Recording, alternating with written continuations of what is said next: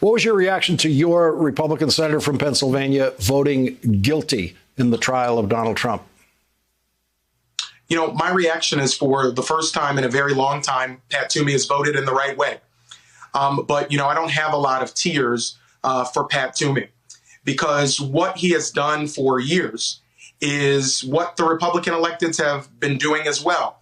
They have been feeding their supporters lies, disinformation, grievance, and now they've created a monster that they can no longer control.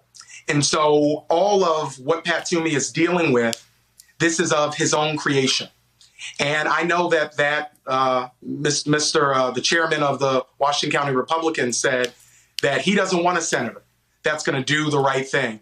But I'll tell you, if I have anything to say about it, we will have a senator in a couple of years here that's going to do the right thing. And not just when he's on the way out the door, but somebody who's going to do the right thing for working people every single day that they're in office. And unfortunately, that's not something that Pat Toomey has done. But he's doing what a lot of people are doing in the Republican Party.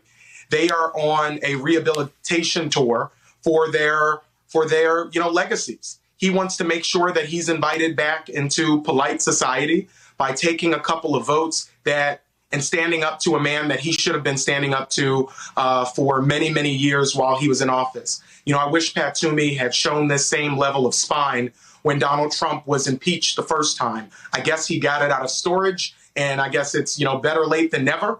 But I'm looking forward to us having a different senator who doesn't just vote correctly when he's trying to get a consulting gig or whatever he's going to do next, but somebody that centers working Pennsylvanians every single day and centers the rule of law.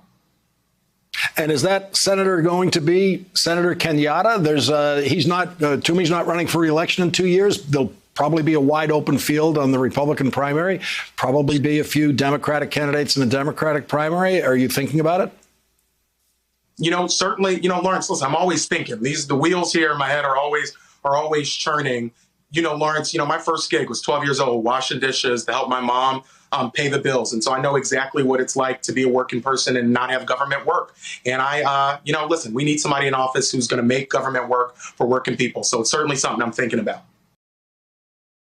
Hey, thanks for watching our YouTube channel. You should know that you can follow today's top stories and breaking news and catch up on your favorite MSNBC shows all in one place. Download the NBC News app today.